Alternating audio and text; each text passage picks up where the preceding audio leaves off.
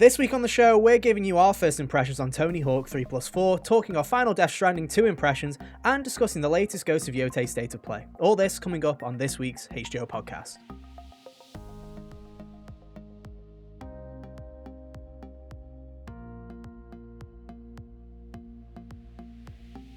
Hey, how's it going, everybody? Welcome back to another episode of the HGO Podcast. One of your hosts today, Ethan, and joining me, as always, are my good friends Kyle. Hello. And Hunter, how you doing? Oh, I'm doing just swell. Tell you what, the doodly-doos are working. This camera's a bit far to the left, and it will not change. So I hope you like that. There we go. That's a bit better. You guys doing good?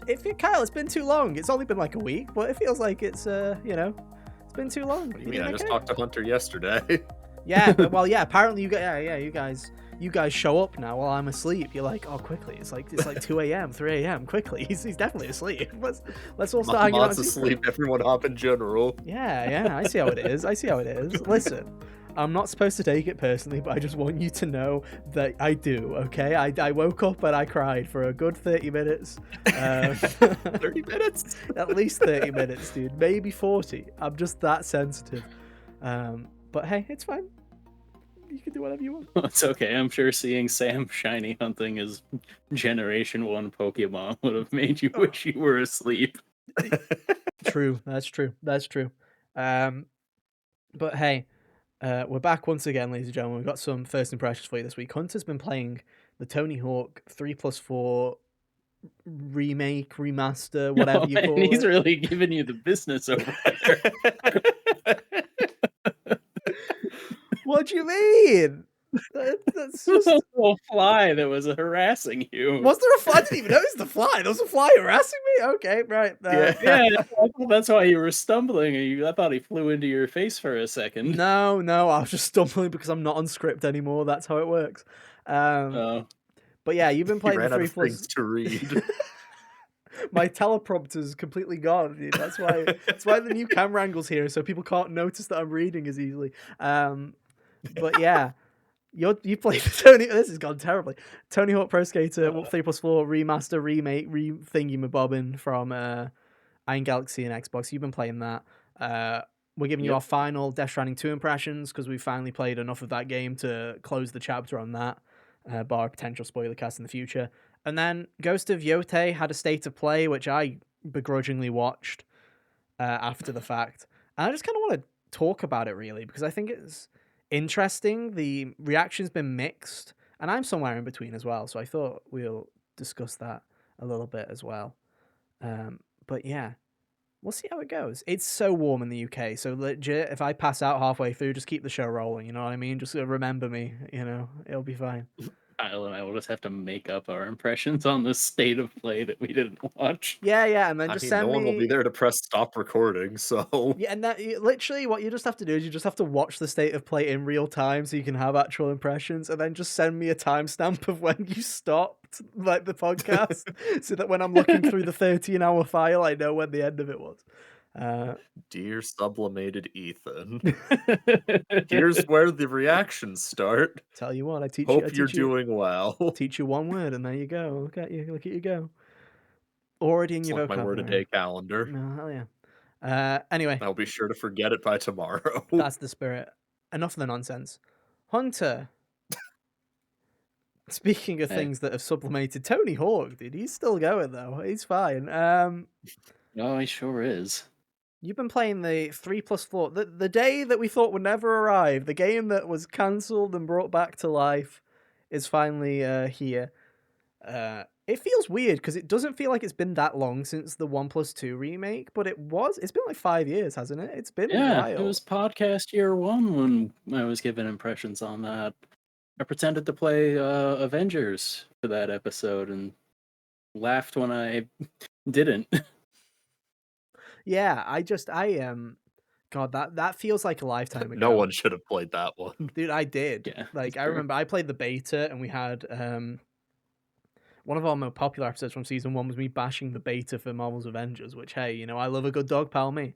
But yeah, everyone played like a bad version of Kratos. Yeah, dude. And then, like 2 years later, my friend at at the time he was working for like a Disney store, and they were like on clearance for like £2 or something. He's like, "Do you want a copy?" I'm like, "I guess." Chuck it over my way. And then I did play it, and it was genuinely quite possibly one of the worst games I played that year, which is saying a lot, dude, because that was the year Assassin's Creed Valhalla also came out. So, there was tough competition for last place. Wait, you're an unfortunate soul who's played both. So, which one was worse between Avengers and Suicide Squad? Oh, definitely Avengers. Definitely Avengers. I Okay. think Suicide Squad hurts more because it was from it's from a beloved developer in Rocksteady, where it's like the gameplay is all Suck it, right. Crystal Dynamics. True, but like I mean, anyone that is anybody that has watched this podcast at some point in their life knows I'm not a biggest fan of the remake Tomb Raiders. They peaked with the first one. The first one's pretty good, but 2 and 3 are not good. So sorry, Crystal, but yeah, it's that Suicide Squad is the better one of the two, but it's like it's comparing two turds. It's not. They're both not fantastic. Yeah. We're not here. We're not talking about those, though, Hunter. We're here to talk about Tony Hawk's Pro Skater 3. Maybe it is a turd. I don't know. I haven't played it. How much time have you put into it? I've put in like probably 8 hours between yesterday and today. Have you ever played a Tony Hawk game, Kyle? Because I've never played a Tony Hawk game. I've never played a Tony Hawk game. Oh man. I get the Ooh. general idea, though. You're Tony Hawk and you ride a skateboard. Well, you you can might be not be anyone Tony and Hawk. ride You a might be skateboard. Tony Michelangelo. Hawk's just my the father. Ninjas, yeah. Or the Doomslayer, or Darth Maul in the old version of one of these two. I do think it's kind of weird though. I always see like the Tony Hawk games as like this kind of cultish society, Everyone who played it in the 90s has like got a contract with the devil himself that they must buy every new entry and must play it. Like, you know what I mean? It's like once you're in the mines, the Tony Hawk Pro Skater mines, you're kind of in the Tony Hawk Pro Skater mines. I don't know, because like Except for 5. the We don't talk series about went 5, yeah. Yeah. And it's like if they were to keep remaking them, I would go up until about when I pretty much forgot that they were a thing in real time, where it'd be like I'd go as far as Underground 2, Yeah, they do. probably. You think, And then yeah. like American Wasteland and whatever the rest of them were called after that, I would probably pass on because I mean, they've got one more remake in them. I think you could do maybe Underground 1 and 2, and then that'd probably be where you'd Yeah. have to let the rest of the series ride off into the sunset. But even then, those games were like more like story mode focused, weren't they? They had like voice acting and all that kind of jazz. more open, more. There was an actual story mode in it. At least with the first. Do you think they just Underground. at this point they just make a new one at this point, wouldn't they? You think they just? I don't understand. Iron Galaxy and stuff like that. The engine's done. Just make a new one. Just and make a like new they one. did. Yeah, and to get into the point here, they did just as good a job with this that Vicarious Visions did, I would say, as far as Rest in game peace. feel and control and all of that. Yeah. Like nothing playing the game feels wrong to do. I just played I replayed 1 and 2 back when the chatter about this started a few months ago, so like that's relatively fresh in the mind. So yeah, it feels the same, really. Like across, they just took the same kind of gameplay feel from before and brought it forward with some new levels and parts to do. Nice. Yeah. So right, in terms of the chronological, so obviously you got 1 and 2. I know both of those are PS1 games. We're 3 and 4 PS2. Where is the line here? Was 3 PS1? I don't know where the line is here. I think 4 was exclusively PS2. I think 3 might have been one of those weird things where it was maybe a version on both. It was 2001, so you'd surely hope so, right? Yeah. Oh yeah, it was PlayStation 1, it. PlayStation 2. It was on the Xbox, bro. And the N64. But bro, this game was everywhere, dude. This game was...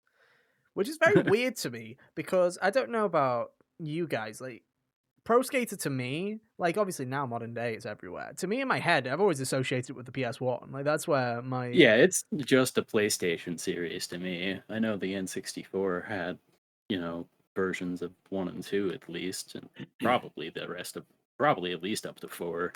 Now that I think about it, but that would be demonstrably the lesser way to play the games, considering the whole part of the vibe is the music and stuff, and the N64 would not handle that nearly as well. Bro, Pro Skater 4 also was a PlayStation 1 game. They got this bug. They got all of these buggers on That is PS1 insane. in 2002. Oh my god, bro! I'm learning so much right now. N64 did not get Tony Hawk's Pro Skater 4 though. Rest in peace, N64 No, fans. No, but the Game Boy Advance did. Hell yeah! Yeah. They're substantially different versions I of. believe that was the I HD can 2D imagine. version, dude. I think that was the HD 2D version. Yeah. No, they were like these weird isometric joints in the handheld games. They were probably like, the Spyro games on the GBA, like the weird. They were like the weird isometric side. They were pretty interesting little guys. Yeah. Totally. So 3 and 4, it seems to me that what they've essentially done is they've taken the engine and what worked from Tony Hawk's Pro Skater 1 and 2 and kind of merged 3 and 4 into that kind of style. I know 4 originally had a different kind of like story mode, but that doesn't seem to have transferred over. Yeah, I'm not sure if it was necessarily like a full-on story back in the original version of 4. It was just kind of, I think 4 was when they dropped the 2-minute timer and the goals became more of an open-ended thing to do. Where like the stuff you would do in the levels would cause, like, they would have a cause and effect where, you do a couple of things and it changes the environment or whatever. Yeah. Of the level, and then now it opens up a new path or something to that effect. Like the college level for 4, these kids will take the professor's car, and then after you hitch a ride on the back of it for an allotted amount of time, they'll wreck the car. Who came up with that idea? So the car is wrecked and not moving around anymore. It was a very quintessentially 2000s kind of thing. And I thing. think they started doing that in 4, and they took it backwards to work in some of the levels in 3, because I was definitely doing that at least once in each park for 3 as well, as far as that goes. But like I have said previously, with these kind of games, I was very young when we had the original Pro Skater games, so I don't have like the most vivid of memories. Well, yeah, according to these, you were like what, 3 and 4 respectively. Yeah. Like I think the one that I remember us having is 3. Like that's of all of them, I think that's the one I remember, because I do remember the Foundry now that I see it again. Like, oh yeah, I remember that one, the one with the fire and stuff. It's kind of wild, right? It's because it feels weird because it's like 5 years ago when Tony Hawk's Pro Skater 1 and 2 came out. It felt like these collections were coming out all the time. You'd had Crash, you'd had Spyro, other studios were doing this all the time for a load of their games as well. And it feels like in the PS5 generation, that is very much slowed down. You'll get ports, like you'll get like the Metal Gear collection or whatever, which is literally just the original games just ported over. But it's like, it feels like it's been a long time since we had one of these kind of remaster plus whatever. I don't remember what terminology we agreed on was the correct terminology for this kind of thing at this stage. I don't But know. But it does feel like that's kind of slowed down, where every remake that happens is big enough to be, its own.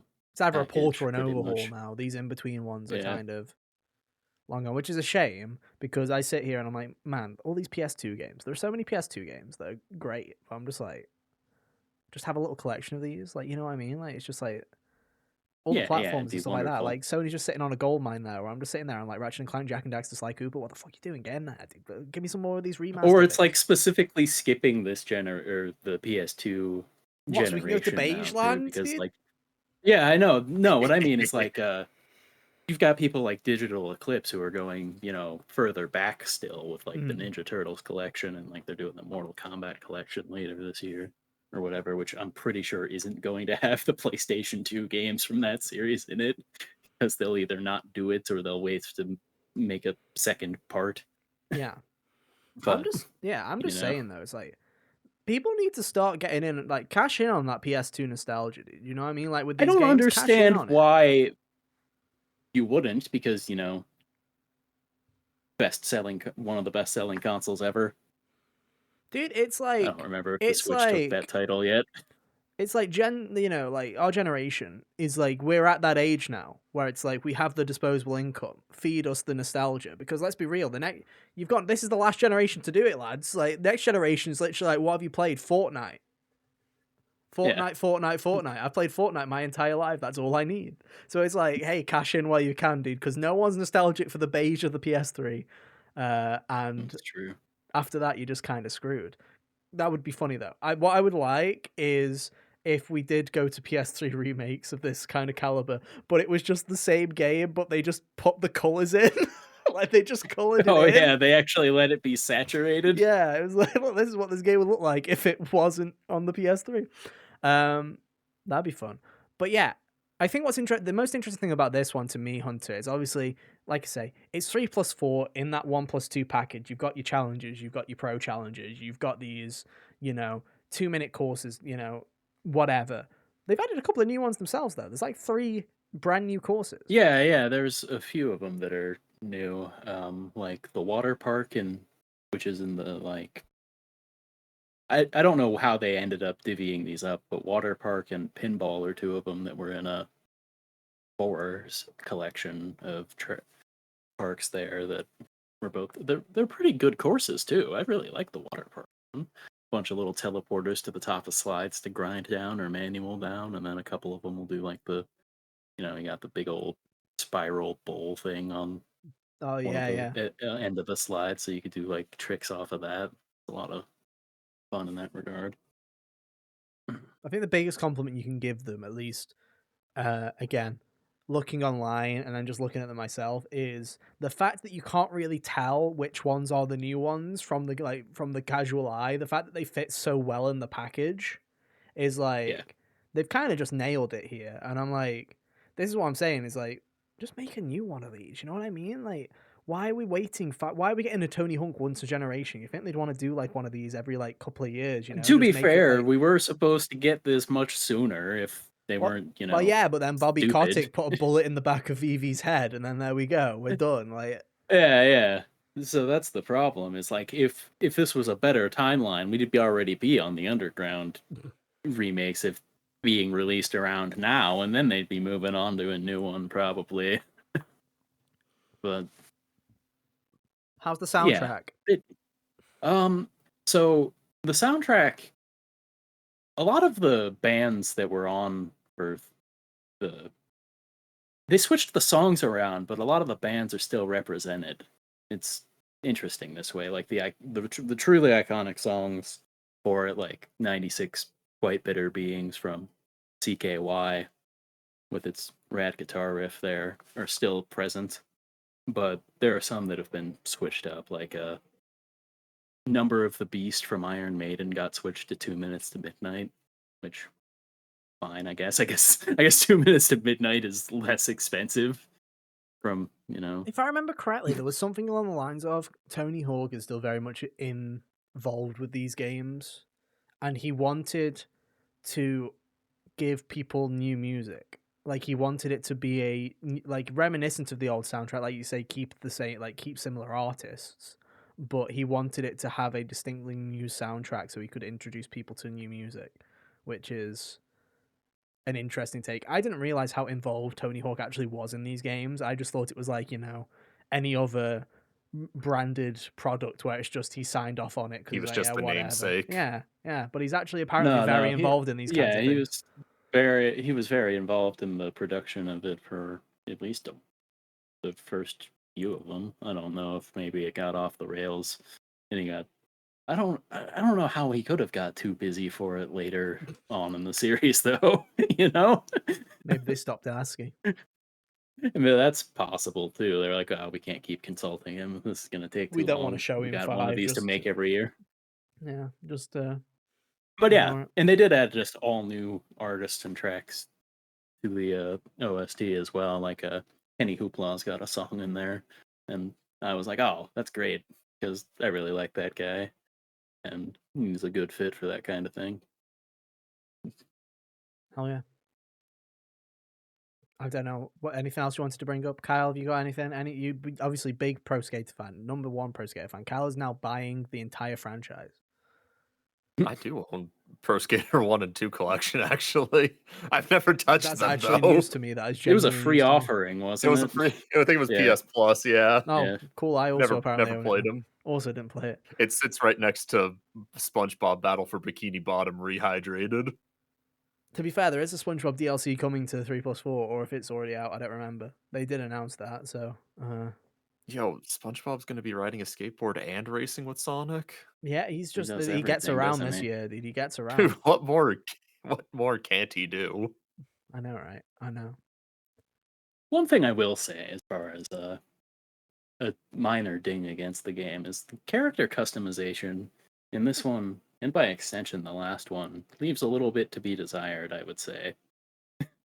Where I feel like back on the PS2 with Underground and such, I feel like there was more freedom with that one. They gave you more options to do things with, whereas a lot of the stuff here is just, well, first, I don't think they added very much of anything in the in between here. Like, I believe every face that you can choose is still the same. All the hairstyles are still mostly the same. I guess maybe there'd be a different one if like there's a skater that wasn't in the last remake that is now in this one, possibly. But I didn't compare the lists exactly. I just remember scrolling through and being like, oh, this is all mostly the same stuff. And it's like same deal with the clothes. Like I ended up just picking the leather jacket I picked the last time with the same hair and pants and whatnot. I could give my character a mask this time, so that was cool. How long But- did it take for you to make you in the character creator? Oh, it didn't take that long. It was It never relatively does. easy once. It's relatively easy for me to make something that is resembling me enough. But yeah, I feel like they could have done more as far as just adding things. Like, I know the Doomslayer's DLC, for example, but, you know, more outlandish stuff like that. I didn't have to pay to unlock Michelangelo, so why can't I give, like, my guy a goofy turtle shell on his back or something? Who knows? Yeah, that's just one of those things that's a minor, like, wish they'd do better with that one. Respect. Fair enough. Anything else you wanted to bring up? I don't know. I think that as far as like the actual courses themselves, I think I might like this set more than the first two games. Like I like the just truly outlandish kind of things, like the shipyard or the Alcatraz is one that speaks to me. Yeah, I just think that as they got further on, they're like, okay, we can't just only keep sending you to famous cities to scoot around on. Let's give you something more absurd, which I vibe with. There are a couple I wish that like the zoo in 4, I wish wasn't a competition level. I guess I could just freely skate around there, but in the other mode, but you know. I wish I didn't have to do it separately from the actual stuff they're giving me to do there. Was all. No, fair enough. So, overall, pretty positive. You think it's Yeah. pretty good? Yeah, I would say it's as good as the other ones. I guess your preference would mostly lie in like things like which stages you'd prefer or the music, I guess. Hell yeah. You see, it's a shame. This was like, to me, Tony Hawk Pro Skater, this would have been like the perfect opportunity, like, because, same engine and all that jazz. Do like a Hitman, where it was like, Oh yeah, everything's in. Everything's in one. If you own the first one, now you can play all the old maps. Like just bundle it all together. Just make Yeah, one that would massive have Tony been Hawk game. that would have been nice. Just Tony Hawk's Pro Skater, 1 + 2 all of + 3 it. + 4. Just yeah. Yeah, yeah, that Tony would have Hawk been nice. 10. Hell Yeah, yeah. That's the spirit. But yeah, that would be cool. But it's not meant to be. oh well. But yeah, glad you're enjoying it. Obviously, it's in Game Pass, ladies and gentlemen. Obviously, everyone loves Game Pass these days. It's also only $50 if you want to buy it outright. Did you buy it on PlayStation? You've been playing on PlayStation? Yeah. Hopefully, it's also on Switch too. Mm. So that's cool. Yeah. If you want And to use Switch that 1, thing, I believe. and yeah, And Switch One. Oh my God. Switch 1 runs at like 480p 30 FPS. Switch 2 Vision is 60 FPS though, so which is nice. Switch One Tony Hawk gonna be looking like Johnny Cage in the Switch PS1 Tony version of. Hawk. He's gonna be looking like Johnny Cage in the Switch version of Mortal One Combat. Oh yeah. But no, it is everywhere, and it seems to be running pretty well everywhere as well. So hey, check it out. Why not? There was a part of me that was going to check it out myself, but then I was like, do I have to like? You had to free yourself from the Death Stranding mines. I'd have to free myself from the Death Stranding mines, and also I was just like, I don't feel like buying it, nor do I feel like setting up Game Pass again now, because it's like after this, I'm not going to play anything on Game Pass until like what? I think Xbox has some games coming out in November, so then it's like, might as well just wait till November and then catch up on it in the Christmas drought if I'm feeling so inclined. Or I could just play 1 + 2, which I have apparently own. Thanks, Kyle. Good to know from my end. But hey, that's pretty good.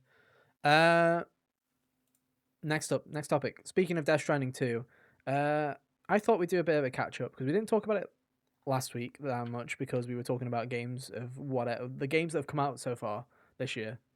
Which turns out we had a lot to say on very few games, but the ones that we did play, we had quite a bit to say. But literally, as of an hour ago, I finished Death Stranding 2, ladies and gentlemen. It took me 76.5 hours to finish this video game.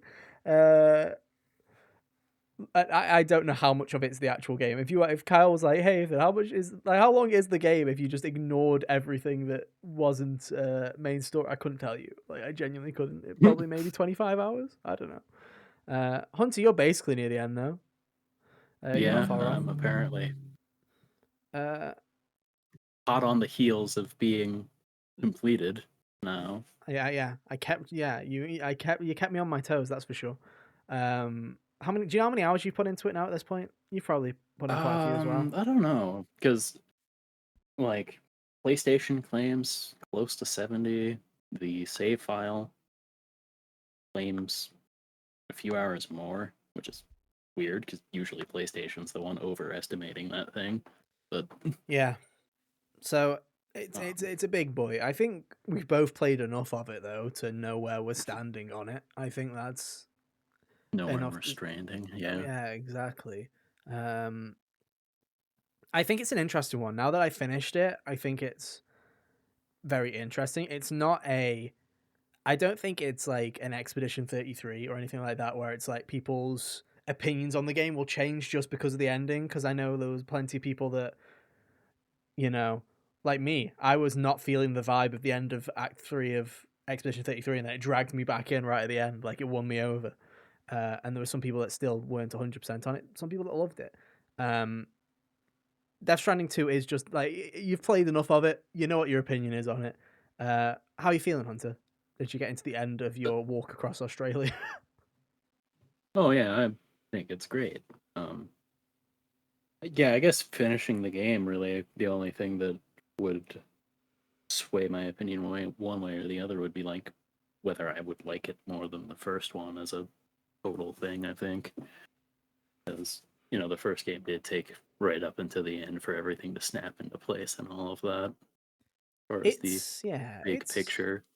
It's weird because the original Death Stranding's pacing was, I mean, I think the best word to describe it is glacial.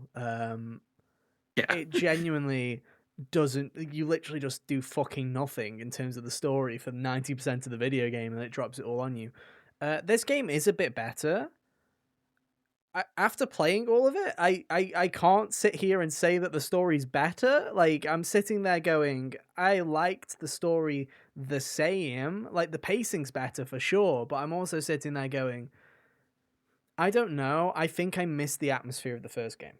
I think this is almost like a Breath of the Wild to Tears of the Kingdom situation again, where we're sitting here and I'm like, oh, the gameplay's so much better. The gameplay is just like universally so much better.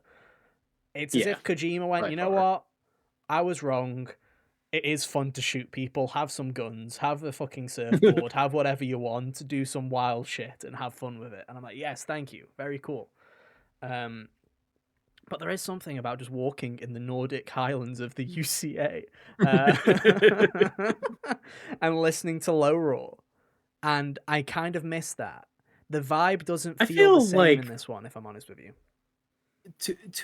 to your point, I feel like none of the like pull back and play you a little tune while you're approaching your destination.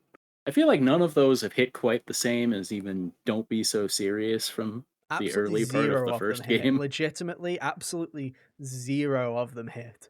Because I was like, there was one near the end where I was like, there's genuinely one near the end where I'm like, I feel like they did this one in the first game. And I went back and looked and I was like, we did do this one in the first game. Like, I'm like, there's a lot of repeated songs. There's a couple of, and this is no, like, kind of, I don't want this to be like a ding on like Woodkid. I think there's some really good music that he's put in here. I think there's some good stuff.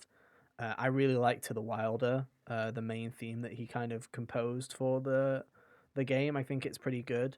But there's nothing that really hits the same this time around in terms of that.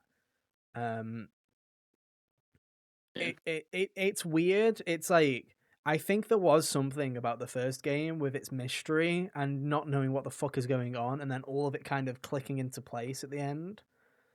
There was something about that experience, that kind of blind experience from Death Stranding, which I think is kind of magical. Whereas this second one, it has its mysteries and it has its plot twists, but for real, like, you know where I'm the not story's as going. None of it. yeah.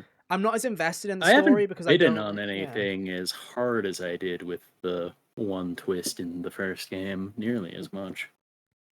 From a narrative point of view, you kind of know where it's already going from the start of the game. Like, you Yeah. know, you're sitting there and you're already like, I have a theory for who X is or who Y is or where we're going with this. And for the most part, it's true. I was kind of just sitting there near the end going, I don't know what the goal is here. I'm just kind of feeling like we're connecting, first game, we're connecting the UCA because we're trying to go and grab Amelie and bring her back. And then there's the whole of the final stranding and all that jazz. Whereas this game, like, okay, we're connecting Australia to the chiral network because we've been told to.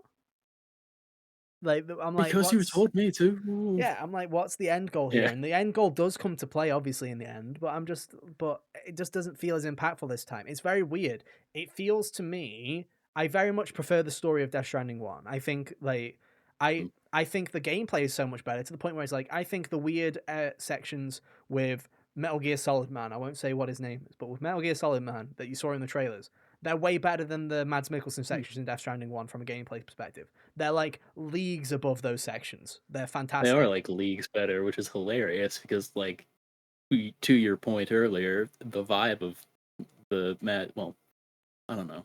Mads Mikkelsen's vibe as a character I liked more. I actually do really appreciate the atmosphere of the couple of those segments that Bandana Man has had. I liked the second one where it just drops you into the liminal photography age. Yeah.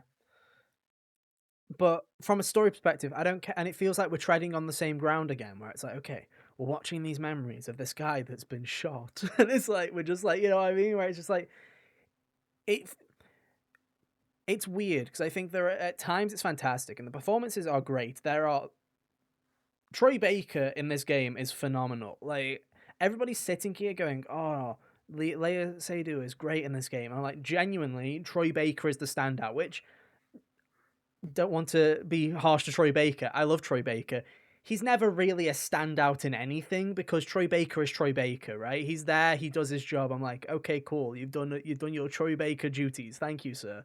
In this game, he is genuinely. There is a scene late on in this game where it's a close up of his face, and I'm just sitting there and I'm going, fucking hell, he's acting the hell out of this room, like legitimately. Where I'm just sitting here and I'm going, if you gave somebody that didn't know who Leia Seydoux was, who didn't know who Norman Reedus was, and you just like, tell me which one of these people is the movie star here in this scenario, you would point to Troy Baker because he is out acting everybody in this scene. I'm just sitting there going, wow, what a scene.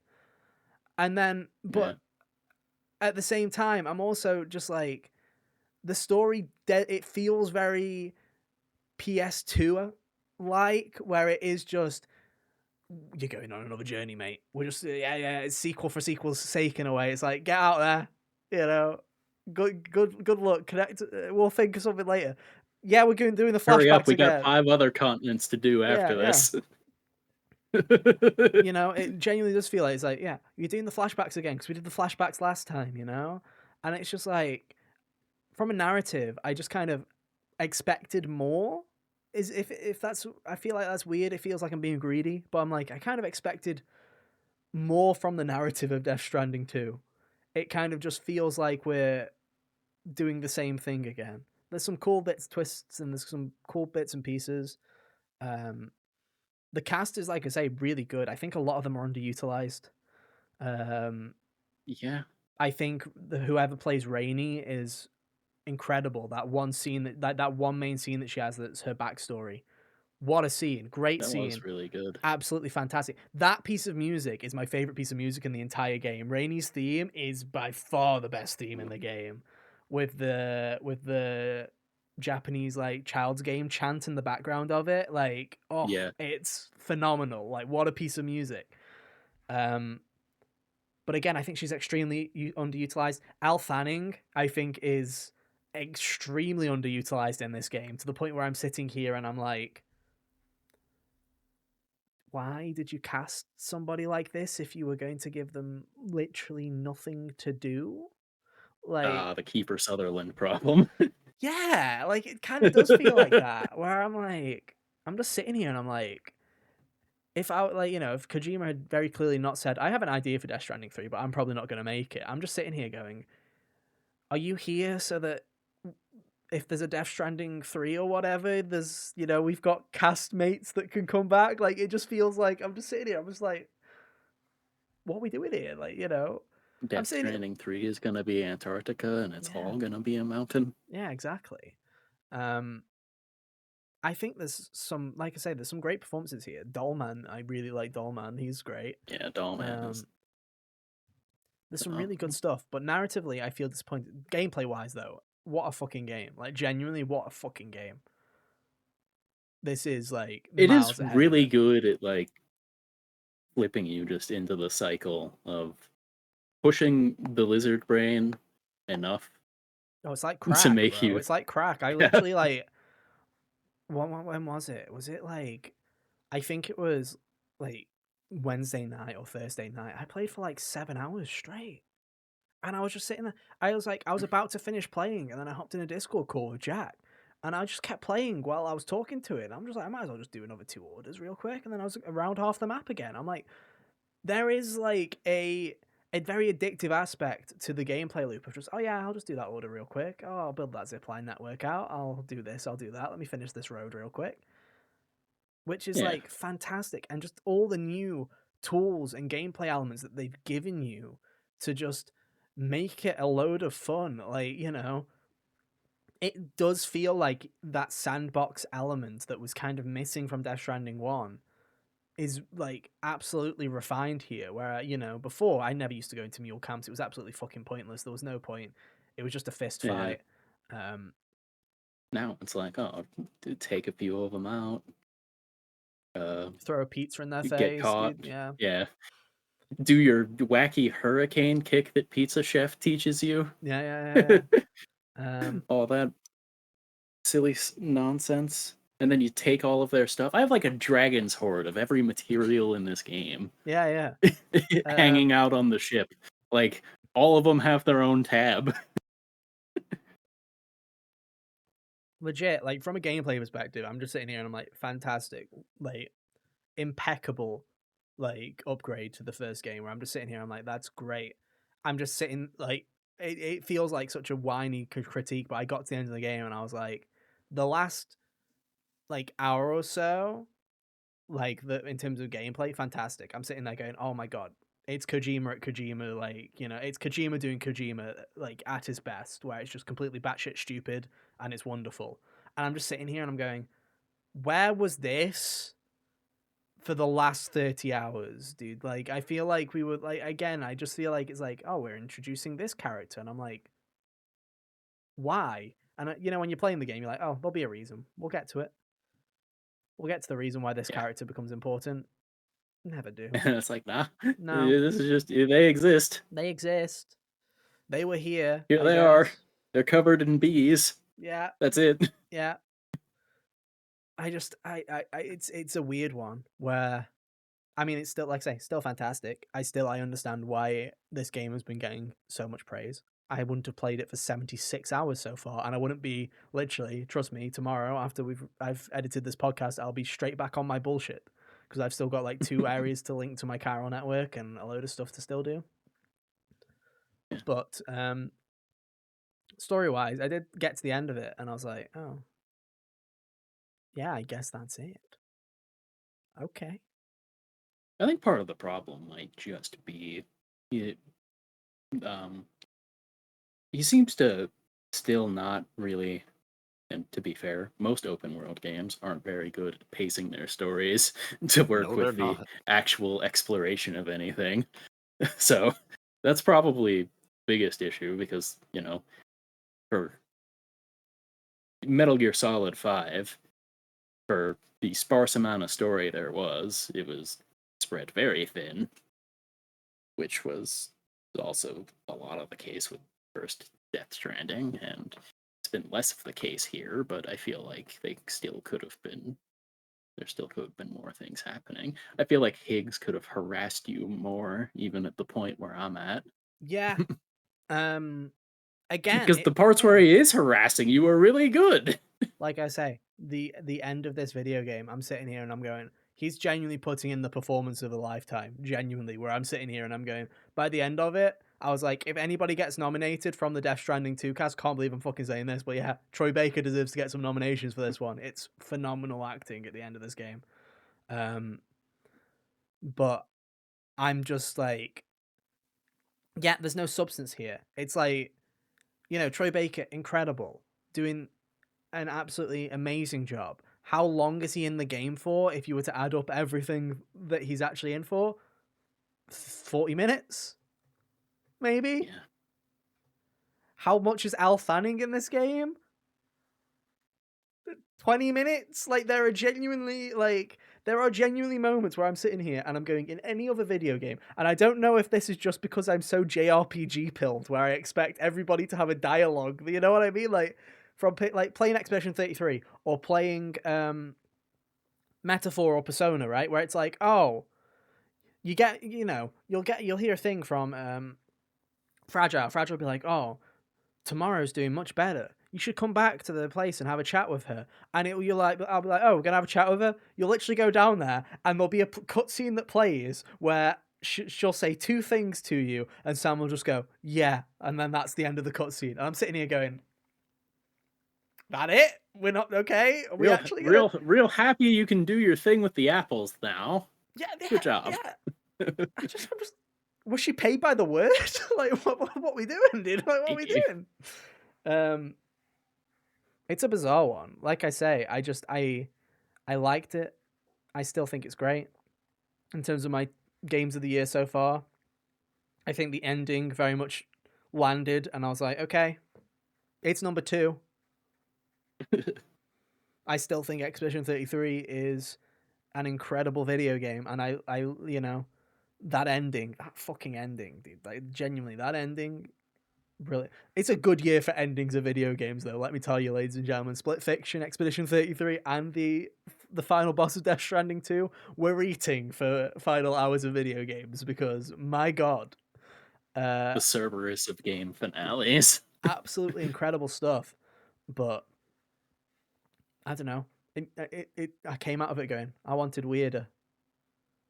I wanted weirder, and I wanted more. I'm absolutely baffled at how little Salmon Fragile there is in this game. Yeah, it's weird in that instance. Literally, you talk more to fucking Dollman and Tarman than you do to Fragile in this game. Well, Dollman, it makes sense in some respects since he's Dude. literally strapped to you. But... Whoever played Dollman, genuinely give him a fucking medal, dude. He must have done like genuinely about 50 hours of line recording, dude, for the amount of lines that he has to go through, especially in the Magellan when you can piece talk to by him. piece summarize half of the other game to you when you talk to him. Hell yeah, dude. Hell yeah. But no. I love that I'm like sitting here and I'm going, oh good. Death Stranding did the Breath of the Wild thing again, where I'm like, you excelled in some ways, but you didn't reach my expectations in others. So I'm sitting here going, they're both fantastic, but I don't know. I was expecting it to just be a slam dunk. I was like, oh, it's a slam dunk. And the start of the story really is. The first like 10 hours is like fantastic. It just kind of flatlines after that. The pesky middle part. It's that pesky middle, dude. Why are the middle of video games just so hit and miss? Like, genuinely. Yeah. And the mountain's the middle part of things is difficult. Dude. Unless you're an Oreo. Yeah. It's true. The Oreos are really good at the middle part. They nailed that one. So true. So true. Speaking of games that people nailed, ladies and gentlemen, final topic of the show. Ghost of Yotei had a state of play that none of us wanted to watch, so I took one for the team. I actually just watched it. Oh, wow. While Hunter was talking about Tony Hawk, I was watching it on 1.5 times speed. You see, that's why we love Kyle so much, ladies and gentlemen, is because he won't dare do his homework before the podcast, but he'll do it during. That's why we love it. I respect it. It's what I did to be honest. during school. Hey, if I didn't have to ask the questions, I would have done the exact same thing. Yeah, the reason I mainly wanted to bring this up is because one, I forgot that I keep forgetting Ghost of Yotei is actually out this year. I'm just going to be honest with you. Because it's like I'm sitting here, I'm like, oh, I've played PlayStation's big game for the year, and I'm like, oh wait, no, I guess Ghost of Yotei is the bigger one. They have a first party game coming. Yeah. And the main reason I wanted to bring this up is because I saw a lot of internet discourse. Of course there is, because everything has to have internet discourse these days. True. But a lot of people were sitting there going, oh, I don't know how I'm feeling about this game. And obviously half of it were the regular, freaks of the internet that were like, a female protagonist, that offends me personally. And I'm like, okay, get that. Let's as an alpha Chad, I'm offended. Yeah, and move those opinions into when's it gonna be my turn? When's it gonna be my turn, guys? Like that's why Death Stranding 2 is so based, dude. That's why, because you get to play as Norman Reedus. Dude, so true. And have him have 5 lines of dialogue throughout the entire video game. But obviously half the conversation is that. Other half is like, oh, I don't know how I'm feeling. So I watched it myself because I'm like, spoiler alert, if you have not seen our coverage from 5 years? Fucking hell, 5 years ago. Also, you're one of the podcasts. Yeah. Hey, we've done this for too long. So true. We weren't fans of Ghost of Tsushima. I think it went from worst to best. I think Kyle liked it the least. I was in the middle, and then Hunter liked it the most out of the 3 of us. I think that's how it went. Something along those lines. Of the 3 of us, and I still don't like it as much as a lot of the people who like it do. Yeah, but I was like, I'll give him a chance, and I'm still gonna give them a chance. I'm still gonna go into this game and play it. Yeah, Cal, please don't. I won't. Yeah. Not my sucker punch. So true. Where's Sly 5? So true. Keep preaching it, dude. Keep preaching it. But yeah, One day, dude. One it's day. one day. So I was like, I'll watch this because I'm interested. I'm interested to see what they're doing with Ghost of Yotei, and I just don't. There's something about that state of play. Like, it was a well-made state of play where it's like, you've got. I can't remember if it was Nate Fox or if it was somebody else from Sucker Punch Productions who was just like talking you through. Oh, this is how the game's gonna go. This is in terms of gameplay. This is what we're doing. And I'm like, this is all very well and good. The game's very pretty. It looks nice and all that jazz.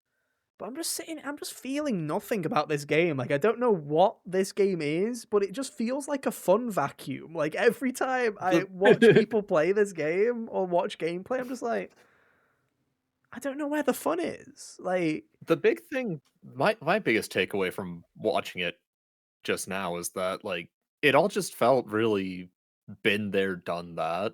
Not even necessarily just from Ghost of Tsushima, but just like in general. This all just feels like shit I've seen and done a million times before already.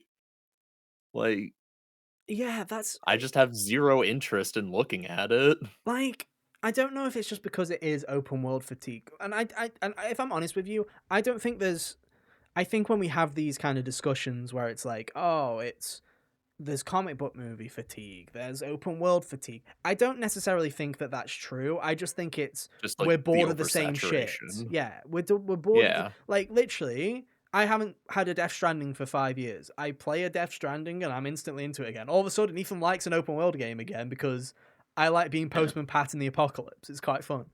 But then I look at this and I'm like, oh, this is Ghost of Tsushima again, which is, fair enough. That's what it says on the tin. But I see stuff where it's like, here's the card system where, you'll go and talk to a character and it'll unlock a card. And when you look at these cards, they'll give you hints and clues on where to go. And I'm just like, What? so I'm like, this This isn't is an awfully big departure from the diegetic wind telling you where to go. Yeah. So it's like, I'm just sitting here and I'm like, oh, okay. It's like, I like it. I respect where they literally go on a rant going, we want to explore your player choices, right? If you want to just go on the golden path, you can go on the golden path. If you want to explore and do all this, you can do that. I'm like, that's nice. Good to know.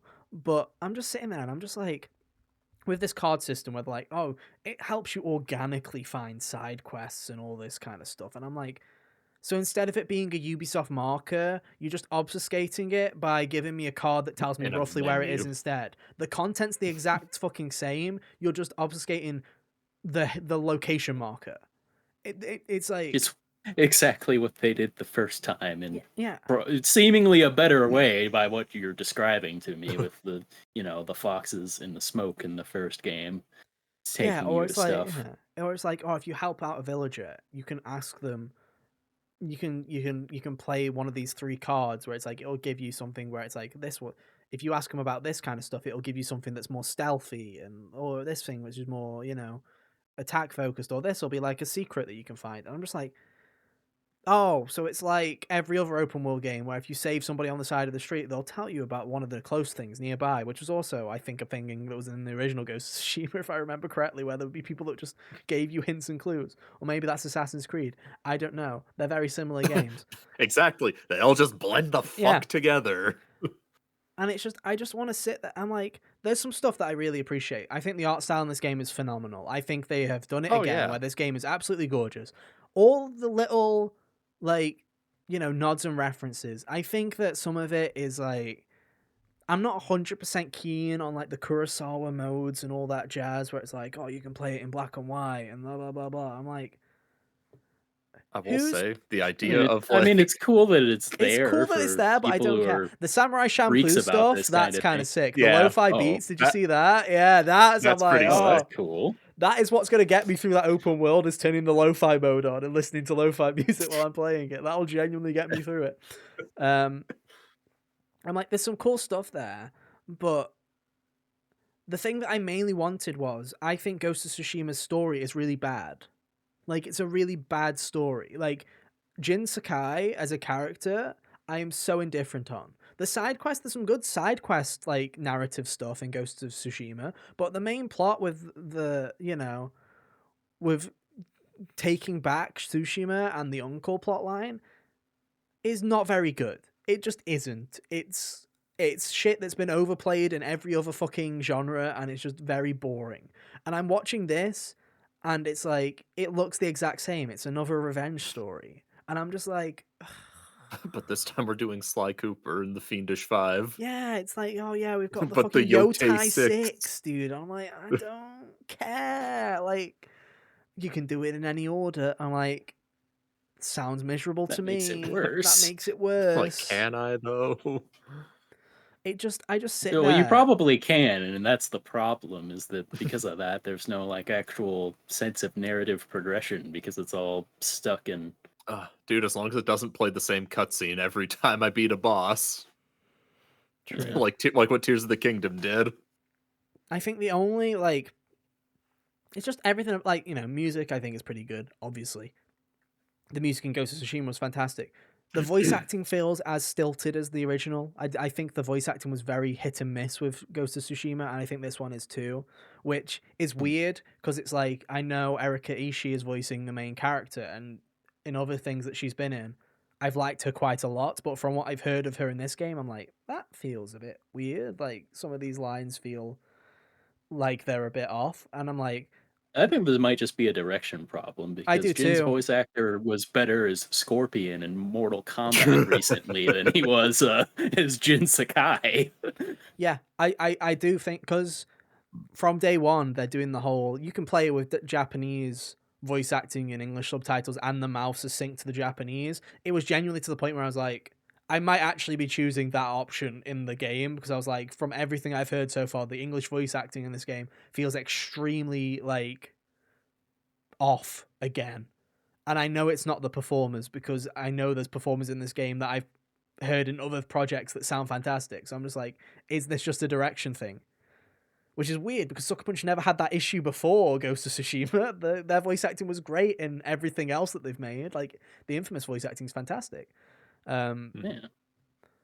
So I just don't know. There's just something about this game where I'm sitting there and I'm like, I want to like it this time. I really do. But stop showing it me, because every time I'm like, no, I'm not. Like, I don't want to go and find shrines again and do random shite like that. I'm sick of checkbox open worlds. I really am. And I don't know if In it's the trailer, they because also showed the same shit. Like, oh, you can got the bamboo cutting mini game. You got the shrines. You you've got got the the hot springs. It's just fucking bang, bang, bang, bang, bang.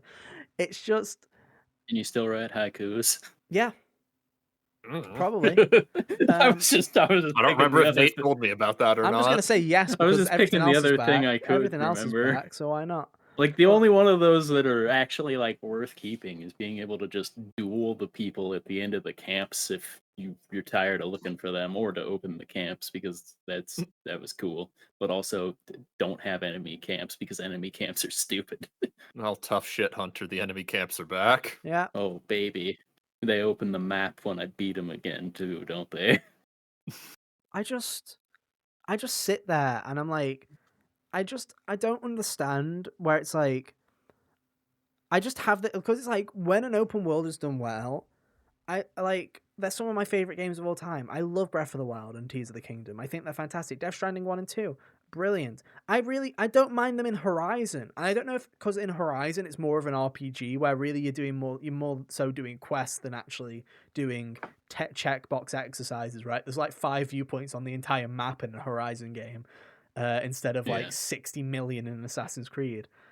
But especially after playing Shadows earlier this year and being extremely, I don't know if I can be underwhelmed by an Assassin's Creed game anymore. I think being underwhelmed is what I expect. But after being, If you're any you more know, underwhelmed, you'll be indifferent buried. towards, after being indifferent for that and then watching this, I'm just like what? Like, I don't really, it doesn't feel like a big step up at all, really. It just looks like it's more of the same. But the map's probably bigger, because that's how open world games work. Because of course it fucking is. Yeah, probably. And I don't know. If I were to yeah. place an estimation on my opinion of it at the end of playing it, I'll probably like it slightly more than the other one because that's not an inconceivable hurdle to imagine. I'm hoping so, but it's just like every little bit they see. It's like the combat as well, where it's like, oh, there's 5 weapons, but each weapon does better against different types, so you have to swap between weapons Yeah, so during there's like a weapon combat. triangle. Yeah, where it's like, Or yeah, weapon big, star in this case, I yeah, guess. big people, big enemies. You need to use the big staff to kill those guys, whereas the short, rapid ones, you need the dual wielding blades, and I'm just like. Or you could just let me pick what I like whatever. to Motherfucker, use. I will I'm gonna dual use wield the the double whole game. swords the whole game, and you're And not you gonna can't stop me, you stupid clowns. I don't. Was it only the stances that was like the different thing in the other game, or I did you think get other so. weapons It was in the that too? stances. You I had think it to was just swap between stances. stances, whereas this time you swap between weapons instead of stances. I think you probably could have met somewhere in the middle and given like 2 weapons with stances for both of them. You can. It's called Neo. Yeah. Well, that has like Yeah. 7,000 weapon options too. Yep, you pick 2 at the start, and you got Yeah. high, low, and mid stances for both of them. Yeah. Which also present in Rise of the Ronin, which is much more like this. Oh, and who gives a shit about Rise of the Ronin, dude? That got like a 70. I had fun with it.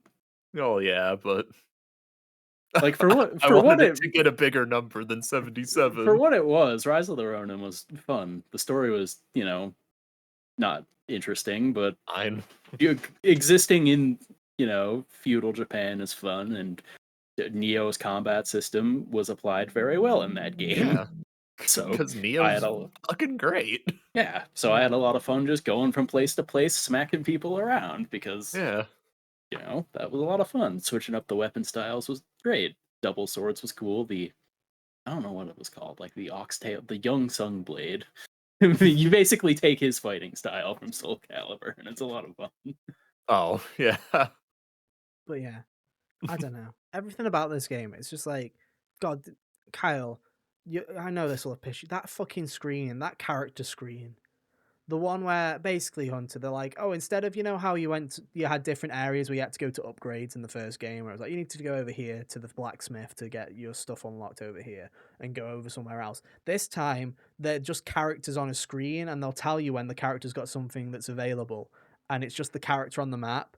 And then if you sit at a campfire, sometimes the characters will come to you so you can enjoy your experience more. And I'm just like, they're like, sit down, take your time. And I'm like, why does every game have to be a game where they're like, spend 7,100,000 hours in this fucking video game? Don't just chill. I'm like, I just want it. Oh, there's a new upgrade. Cool. Let me fast travel over there real quick. Why are we adding extra steps to this where it's like, or just make it sit at a campfire to do it. Yeah, Danny's got an upgrade. Well, yeah, you can. So you can sit at the campfire, and you'll have a chance of one of your allies coming to you. Yeah, that's the problem. There is the sometimes problem. The sometimes in that sentence is the issue. Dude, if it was just sit at the campfire to upgrade, like a Dark Souls or something. Give me the Emerald Herald, give me Amelia, give me somebody that just does my stats up, you know what I mean? Right? It's like, give me the blacksmith, armorer, like potion making, whatever you want to call her. Just give me one person that's like, you know what? I'm just good at everything. Let me do it all for you. Brilliant. Thank you. That's great. Or like, you could even do like the Elden Ring approach where you just like give me a hub to come back to. How you had that round table in Elden Ring. Oh, you mean like Assassin's Creed Shadows did that? It was dog shit as well. Like, that was fantastic. Come back to the homestead. Yeah. No, I'm good. Thank you though. But I really dislike. Like, here's the thing, Hunter. Is we were joking about Death Stranding earlier. You could beat Death Stranding 2 if you wanted to mainline it. You could beat it in like 20 hours, probably 25 hours. It's pretty much. I think it's very much shorter than the first game. There's a lot less of an order, really. Just quite a few that you have to walk across the other side of the map. But it's like, I don't know what the fascination with games is. Like, take your time, ignore the main story if you want to. Just go off and. I'm like, that's nice, but why is every game why do they make every game now be like, yeah, we're expecting people to spend 50 hours, 100 hours in this game? I'm just like, Infamous never expected that of me. Infamous, I just played for 20 hours and I was done. and I had a good time, and I was like, hell yeah, rock on, baby. Dude, that'll be like my nightmare, is if Onimusha suddenly is like, oh, this is an 80-hour game. Yeah, I'll be like, no, please, I was really hoping for it to be linear. that's my nightmare for Okami too. It's my nightmare for most Whenever that games now. drops, like, just give me a I don't know, shorter, I don't think- streamlined experience. I don't think massive open world game has ever been something that Kamiya seems interested in doing. I hope not. I mean, was it last week or was it the week before? Kyle, you'll know because you were either here or What's you up? weren't. Where I said the reason that I think I like Persona so much and how I don't mind that Personas can be like 60 to 100 hours is because they're just extremely long linear games. They are. Mhm. I think you said that last week. Was it last week? You've probably said that many times before. Probably. I just chat the same two lines on this podcast every week. But it's like the thing that I respect about Persona is it's 100 hours long, but it's, it's on a calendar based system. They know what they want you to do every single day. Yes, you've got choices, but they are quick 2-minute choices of I want to hang out with X, I want to hang out with Y, I want to get this set up. Whereas most games nowadays are just, here's a big ass fucking open world. There's 100 hours of content in here if you care to find it. About 12 of it is And interesting. about 12 of it is if you're lucky. interesting. Yeah. And the other part of Persona is that all of your social links are on a fixed schedule. Mhm. So it's not like, oh, they might be available on Tuesday to hang out. Maybe. No, it's like their schedules. They will, in Persona 3 and Persona 5, they will text you when they're available. I just like I say, I don't have anything against long video games. I just want games to respect my time. And there are parts of that state of play where they're saying, we really respect your time. If you want to just do the story, you just want to do the story. And I'm like, that's nice. I don't fucking believe you. I don't believe you. I don't believe you. If I get into this game and that is actually how it is, then I'll go, fair play. I'll shake your hand and I'll go, sorry, Nate Fox, I was fucking wrong. You've done a really good job here. But I don't fucking believe you. Because what was the first game? Oh yeah, you can, but the map is shitty, the fog of war's fucking nowhere, you can't tell where any of your upgrades fucking come from. And it's like, yeah, you can do, but you can't come back to this part of the map if you go this far forward. It's just like, there's so many roadblocks in the original where I'm just like, God, I just don't know. I want to like it. I want to go in with an open mind. I don't know if I can. I just think I'm jaded on open world games, dude. I think I go into open world games with a bad fucking first impression. Like, I don't know why, but maybe I just hate video games. Maybe I should just stop. Maybe I should just sit here and just not play video games. Maybe that's what I should do. He says, having just finished a video game that he really likes no more than 2.5 hours ago. Maybe I'm done, dude. Maybe I'm done. This is it. Post Death Stranding 50. I know I'm not going to get another one ever again, Hunter. So, I'm just going to sit here that and means you just have to play OD. I'm good. Hear me out, y'all. Let's all just go back to the PS1 era. Oh, I don't know about that. I can't go that far. Let's only play games from that era. No. Small. No. Short. No. Streamlined. Other S words. Succinct. Exactly. I just think he gets it. I just think that what I want Let's all go play Tomba 1. Hell yeah. I just think what I want out of open world video games is not just where the current, kind of the industry has aligned on in terms of game design decisions. I don't. Much like a lot of the industry at large, bloat is the biggest problem. Yeah. And I often find it funny that they add all of this content and all of this filler in the idea of keeping people engaged and for replayability, etc., where it's funny that it's like, I've played Assassin's Creed 2 probably 6 times in my life. I've replayed that game a lot. And effectively, that is an open world game, but it is just a main story that takes place in an open world, and there's a couple of side quests, and there's a couple of collectibles. But really, the world's just more there for you to live your life in. If you want to go and climb around on some Venetian rooftops, you go ahead and you do that, but there's no real goal for that there. It's also like, what imaginary replayability is there in this stuff? like the order you do it in doesn't matter Yeah. because it doesn't matter how you do it.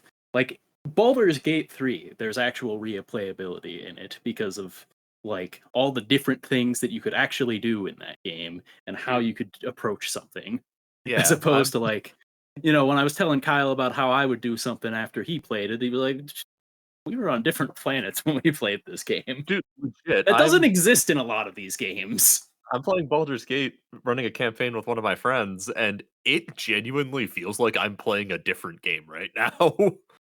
Like, I mean, it doesn't even need compared to to be what that I did on drastic. my first playthrough. It doesn't even need to be that drastic, really. It's like, so many turn-based RPGs from like, back in the day, like Final Fantasy, or the Pokemon games are a great example of this, or Persona, where it's like, oh, we're social links. Oh, I didn't hit X and Y, or it's like, oh, I want to romance this character, or we'll go back to Pokemon, the Nuzlocke, the self-imposing restrictions. The games were never All the different designed with that in challenge runs, mind. yeah. But people just did it because they really liked the video games, whereas now it's just like, oh yeah, we need to make this big open world RPG that's at least 100 hours long because people really liked The Witcher in 2015. And I'm just sitting here and I'm going, yeah, like, I also liked The Witcher. The reason that I don't like any of these games is because they're just trying to be The Witcher. Like, that's all that everybody's trying to be, is I want to be The being Witcher. 100 hours long is in fact usually anti-replayability. Because I'll never fucking play you again. I will never play you again. Yep. Like, am I going to sit here and replay Ghost of Tsushima before I play Ghost of Yotei? No. Am I fuck? No. No. Like even the ones I really like, I have to sit there and like make, spray bottle my inner demons when I'm like, yeah, I should replay that again because if I did that every time, I'd never play anything else. Whereas, if I feel like earlier this year, I replayed the first Onimusha game just because I felt like it. Because it only took me a day to do. Yeah. That shit's rad. Dude, I don't like say. I just don't understand, like, genuinely. I just don't understand where the modern, how feasible the modern video game is for this much longer. Especially when it's like, let's be real here, our generation is the generation that a lot of these companies are marketing towards. Because it's like, the generation below us, no offense, they're stuck in the Fortnite minds, they're stuck in the live service minds. They play these games, they play Fortnite, they play Peak, they play Repo, they play all these like co-op games or these multiplayer games with their friends. None of these people really give a shit about like the modern AAA video game anymore. No one really, like, you know what I mean? Like, no, there's no one under the age of 20 who is sitting there going, I can't wait to play the next Assassin's Creed game. I can't wait to play the next Ghost game. Like, no one is. Like, and the truth of the matter is, nobody fucking is, really. Like, the game looks fine. I have my issues with it, but I'm just sitting here and I'm like, what's going to happen? This game's going to come out, it's going to do all right. 5 years later, we're going to have another one of these. Yeah. Like, I don't need it. I don't need it. The only reason I need more Death Stranding in terms of Death Stranding 2 is because nobody else is making a game like Death Stranding. Yeah, there's nothing else like it. Yeah. It's nice to have a bit of weird. Or Expedition 33. It's like, yeah, I can't wait for the next Expedition game. Is it in a genre that has plenty of games otherwise? Yes, but it's so unique in of itself that I'm like, yeah, I can't wait for the next one. Unless everybody else takes those lessons from that game and then they all start copying it and splurging that out. And then you're like, yeah, okay, now I am sick of it because... In which case, I'll probably still be super jazzed for the next Expedition 33 game because it'll be better than all of the other ones. Kyle, still. It's like the monkey's paw, dude. You're going to find out that Final Fantasy 17 is a turn-based RPG, and then you're also going to find out that it has a parry system and that it's all in like real time again. And you're like, I see what's happening here. Everybody is now going to... I truly hope Square sees Expedition 33 and says, oh, hey, maybe turn-based games are still good, you guys. Maybe there is still a market for this stuff. I don't know. You think the buzz around Metaphor or even Baldur's Gate to an extent would have been like, oh, hey. I mean, to be fair, it takes them that long to make these games that it's like, if they've been seeing the popularity of shit like Persona and Metaphor and Expedition, they probably still wouldn't have, it would be early in development anyway. But yeah. I don't know. I'll still be playing it in October when it comes out because there's nothing fucking else coming out, is there? When we're going to play Borderlands? No. I'd rather not. But I don't know. I just sit there and it's like, I just look at it. I'm like, last year, it's like when we got Astrobot and Helldivers 2. I'm like, not the biggest PlayStation exclusives in the world, but I just sit there and I'm like, what, joyful experiences, what fun experiences with friends, and then just with Astrobot just being a pure joy. And then I look at Ghost of Yotei and I'm like, this looks like a tick box exercise, and not in the way that Twitter will say in terms of, having a female protagonist and all that fucking bollocks. But I mean, a tick box exercise is an open world world RPG where we now hide the icons because people will claim that we're a Ubisoft game if we have the icons, and there'll be this arbitrary system. You were just already a Ubisoft game anyway. Yeah, genuinely. Ubisoft pilled everybody. Ubisoft pilled. Who knows? Prove me wrong, guys. Prove me wrong. Sucker Punch, please prove me wrong for the fucking love of God, please. I'd love nothing more. Anyway. We'd love a Sly 5, though. Yeah, please. We'd love that more. Alright, please. Herman Halls, please. Please. I'd just take anything, dude. Yo, Herman, if you're listening to the podcast, can you please put the Ratchet trilogy in the PS2 emulator, please, for PS5? That'd be great. Like, I just really appreciate that. That'd be fantastic. Also, don't bring Jack 2 and 3 over. We're fine with just 1. Thank you. Oh, dear. Anyway, links are on screen right now. You can go follow us on various social media if you want to keep up to date what we do outside of the podcast. Oh, man. Next week, guys. It's okay. Nintendo's here to save the day. Donkey Kong Bonanza is out, ladies and gentlemen. The second Switch 2 game of the year. Monkey break everything. Monkey will break everything. Everything. The rocks, the buildings, the frame rate, all of it will be broken, dude. I can't wait. It's going to be fantastic. First impressions will be on that next week on the show. So, hey. And then after that, we've got other games as we go through the year, not just Ghost of Yotei. Get subscribed for that, though, if you want to hear that. The positives and the negatives of that when that comes out. We'll be there in October. Mark your calendars. Mark your calendars. But before that, we've got plenty of other games as well. We've got AI, the Somnium Files. We've got other games going into September. There's a load of games in September and October. Metroid Prime, Pokemon Legends, Czar. Metroid Prime, allegedly. Allegedly. I've heard rumors. This is my leak, guys. Staying to the end. I've heard rumors that it's never coming out. Does Prime 4 still not have a date? No, and it never will. Oh my god. I'm thinking April 27th, 2026. Lock it in. Was that the date Grand Theft Auto picked? Is that why you said that? If that actually is, I wasn't even thinking of that. Hang on, when's GTA 6's release date? If that is, I'm actually gonna 26th of May. That was close. That was actually almost scary. Oh, it was a month off. Yeah, but no, I'm just saying that because it's knowing my luck, because it's in my fantasy draft. It will never come out. That and Silk Song, well, guys, keep praying. I was just saying, what's your read on Silk Song right now? I think Silk Song is coming out this year. I think it's not going to be that much of a fanfare. I think you find out like a month beforehand, if that. I think you'll just get... I think there'll be like a Nintendo Direct in September and it says, oh, we're out in October. See you then with the ROG Ally Xbox Series PC handheld that'll cost $900 and nobody should really buy. But, So true, bestie. We hate Xbox. No, we don't. We love Xbox, especially the Xbox Series. Sorry, we hate Microsoft. I sure hate the people in charge of Xbox. True. Anyway, that's enough negativity. R.I.P. Perfect Dark. Hey, maybe we'll R.I.P. the initiative. Join us you next didn't even week. get a game. If you enjoyed us shitting on PlayStation this week, join us next week where we will talk about Donkey Kong for roughly 2 minutes, and then we'll spend the rest of the podcast shitting on Xbox. Hey, we've held off on it for a couple of weeks. I feel like it's time. Yeah, they might do something stupid this week too. Hell yeah. Yeah. We'll see.